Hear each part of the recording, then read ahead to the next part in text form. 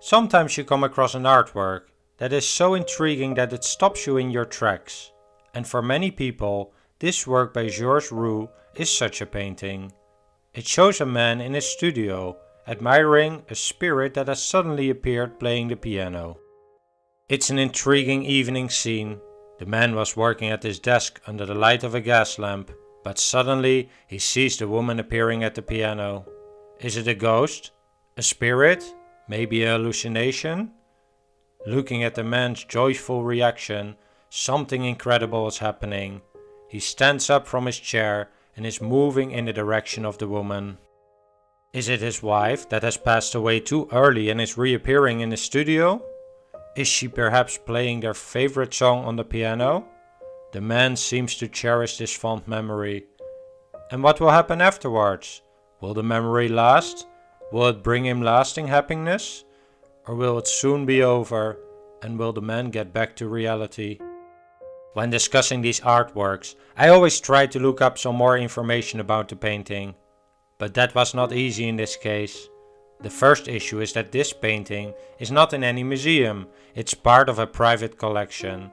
At an auction in 2009, it was valued between 15 and 20,000 US dollars. The second issue is that George Roux is not a well-known artist and relatively little is known about him. He did not create a range of works similar in style or spirit to this one, so it leaves us with a bit of guessing work. What I do see though is that this work is a wonderful blend of the natural and supernatural worlds.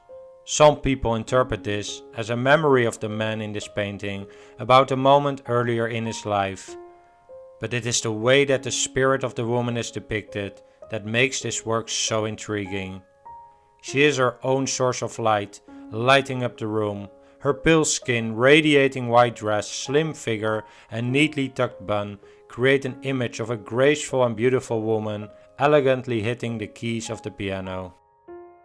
George Roux is not the first nor the last to capture apparitions in paintings. Traditionally, these apparitions have been associated with sights of Jesus walking on the water, apparitions of angels, or hallucinating experiences.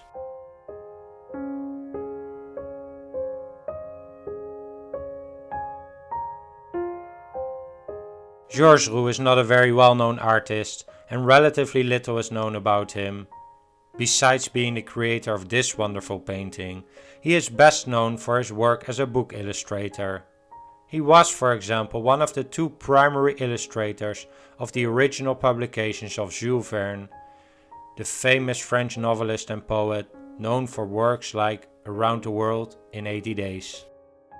Roux was born in Ganges, in the south of France, but like most French artists of the day, he ended up near Paris, the art capital of the world during the end of the 19th century. He was the son of a bookseller, and so it's not surprising that he had a love for illustrating books. But book illustrations or advertising posters usually don't end up in museums, so the works of Roux have only reached a limited audience. He did try though with some of his paintings, as he regularly submitted his works to the Paris Salon, the biggest art exhibition in the world at that time. He got several of his works accepted over the years, including this work, which was on display at the Salon of 1885. But unlike some of his more famous colleagues from that day, the works by Roux only received limited attention amid the hundreds of other submissions. Some people always like to know what the story behind an artwork is. What is the source for the painting? What was the artist's intention? What is the significance of each detail in the artwork, etc. But other people prefer to look at an artwork without much explanation and create their own story. Chances are that by watching this video you may belong to the former group. But in some cases the artwork can become much more interesting if it engages us and triggers us to create our own story, possibly related to some of our own personal experiences. Now my feeling is that this painting was based on a particular story, possibly from a contemporary book or at the request of someone who commissioned this painting. But the truth is that we don't know the real story.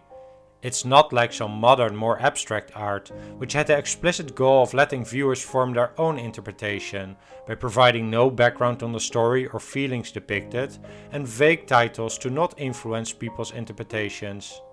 This work by George Roux seems more like an accidental masterpiece by an artist that was not so well documented, but has great appeal to many people today. It does not matter why you are attracted to this painting to see the beauty in it. Maybe you miss somebody in your life, have an interest in the supernatural, or it reminds you of a book that you read or a movie you've seen.